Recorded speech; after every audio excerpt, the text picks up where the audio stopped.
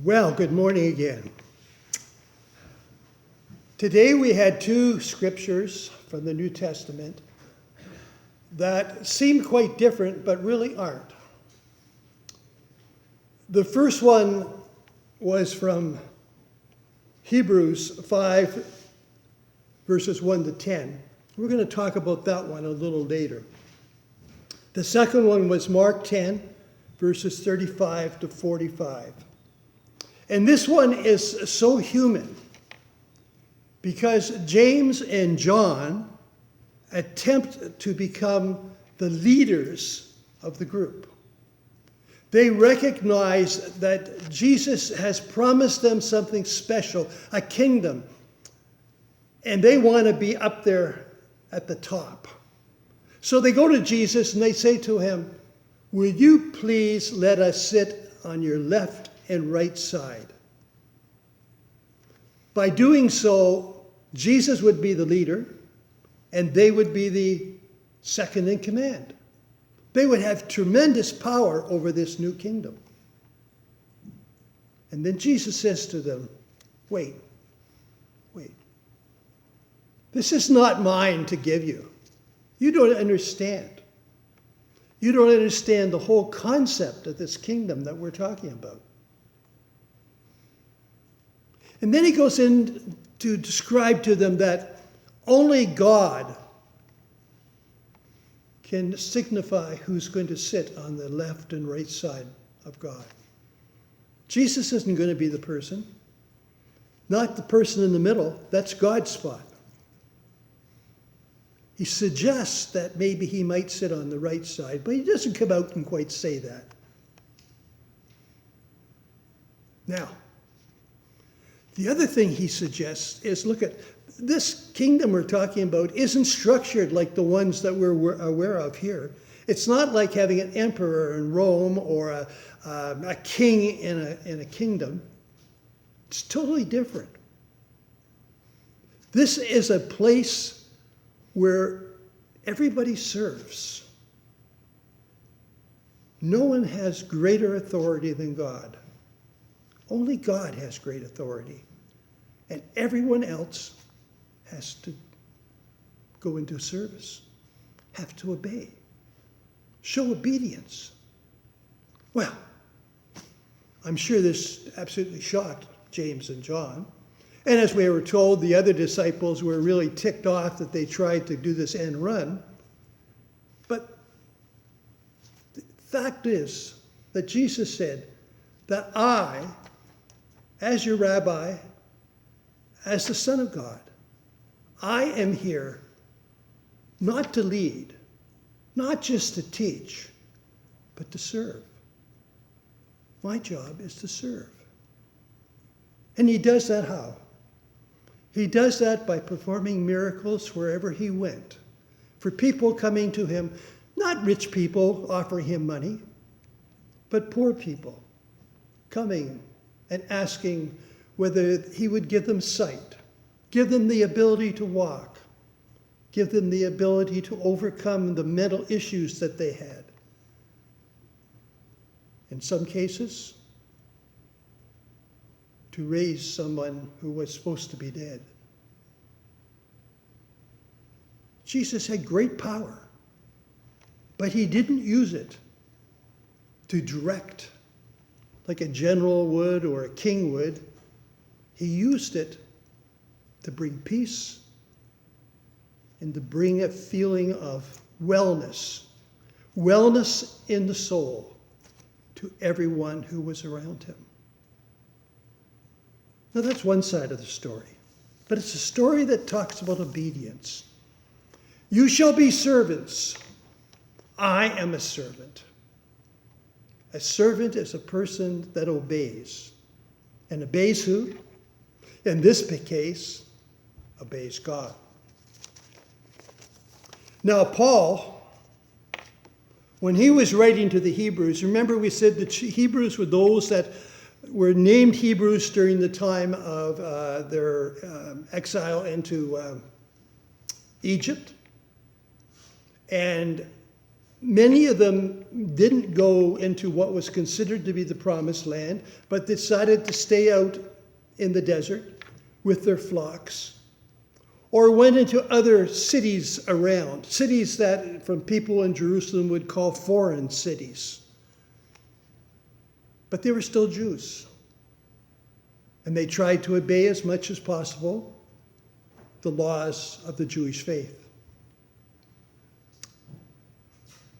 Now, Paul is saying to them that Jesus is the high priest, the highest of the highest priest.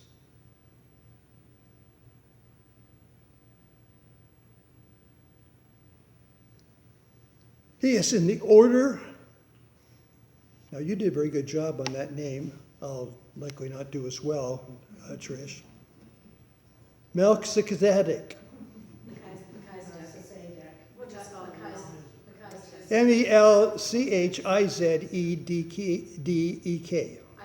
I listen to the app, the Bible app, and that's the way the reader. Good for you, but I'm not going to be able to do that.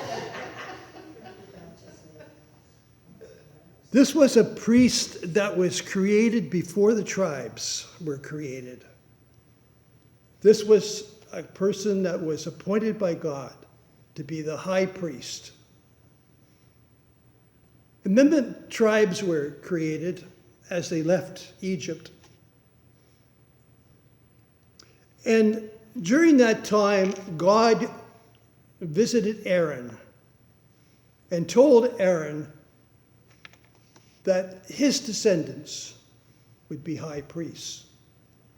And he was of the tribe of Levi.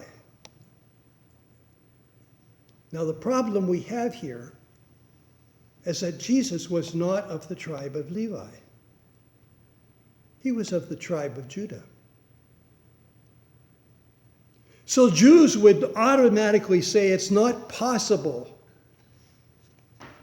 for a person from the tribe of Judah to become a high priest. You have to be from the tribe of Levi. So Paul is arguing and saying that's not true.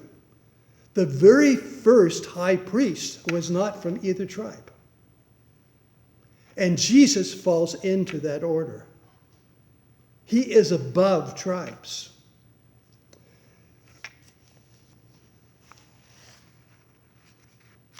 Remember, Paul writes, God spoke directly these words, "You are my son. Today I have become your father." And then another spot, he says, "You are the high priest forever in the order of..." There we go. In other words, he's saying that I am appointing you above all tribes, just like I did once before. And he learned obedience from what he suffered and once made perfect. He became the source of eternal salvation for all who obey him, and became the source of eternal salvation for all who obey him.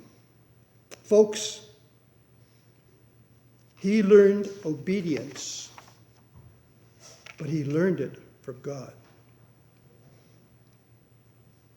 Now we know that obedience is difficult to learn.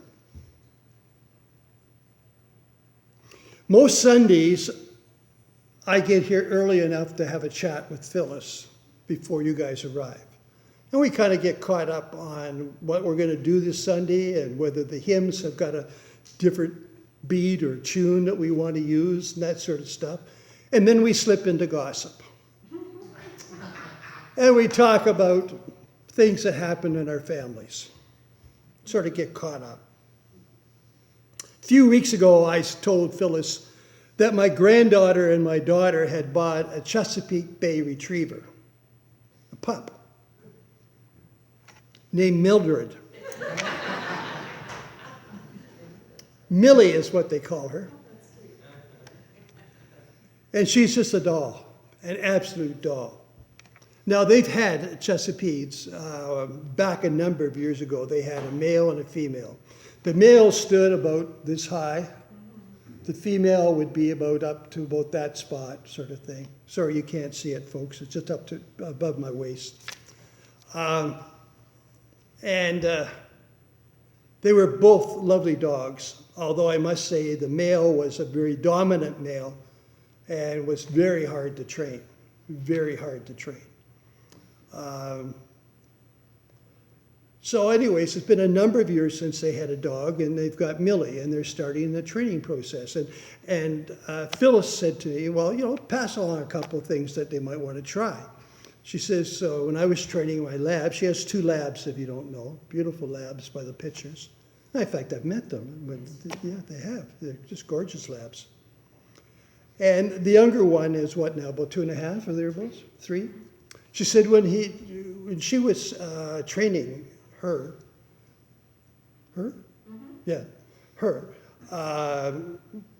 she learned that you had to use a different name for calling rather than the name that you would normally use. In other words, if its name was Chance, you had to come up with something totally different. And that way, it was a command that the dog could respond to.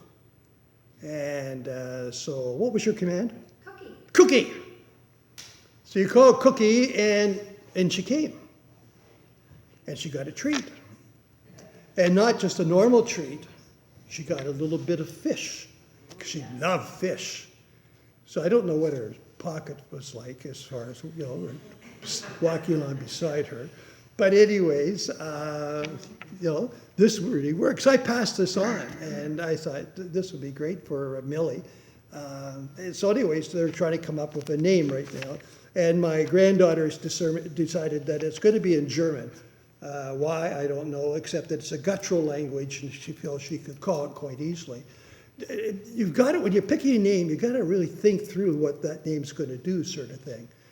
In this case, it's a call, bringing the dog back to you, sort of thing.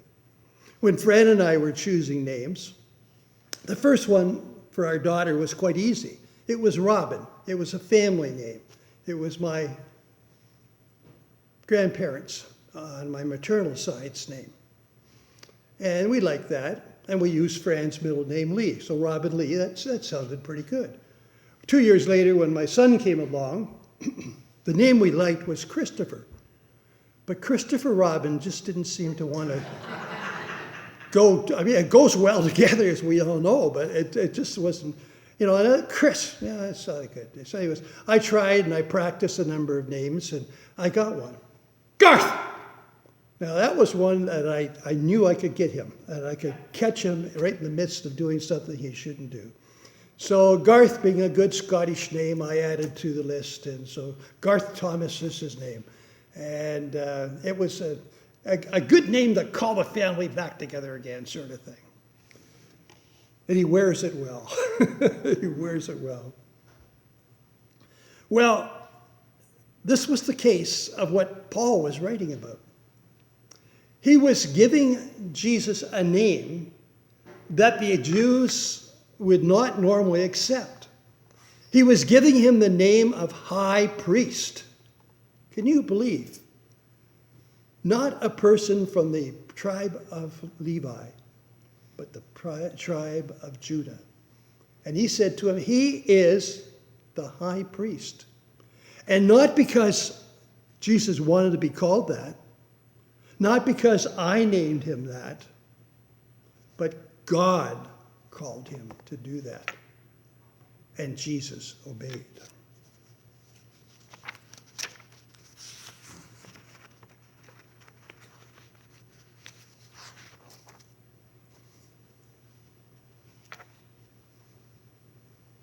Surveys have shown that one of the highest concerns people have is what will happen to them after they die? What will happen to them after they die? They don't seem to be too concerned about earthly events. Most have wills to allow our words after we die be used to decide how our possessions are going to be used. But they are concerned about the other aspect. What's going to happen to the soul and the spirit? This is not a concern that you and I should have because we're Christian. In being Christian, we have been told that if we obey what Jesus has taught us and try to follow it with faith and diligence, we have a welcome at the time of death. Now, that doesn't mean that you run out and die just to be welcomed to Jesus. Jesus has an expectation that you are going to fulfill your life. And in fulfilling your life, you're going to carry through his mission. And that mission basically is to do unto others what you would have them do unto you. And to tell the story of Jesus. To share it. So that all those people who are concerned about what's going to happen to them after death can feel some relief. Because you've explained to them a concept that's going to help them. It's going to help them. That's our responsibility as Christians. And I know we'll do the very best we possibly can. And we do it because we want to obey God. And we want to obey God's Son, Jesus. In the name of the Father, Son, and Holy Spirit, amen.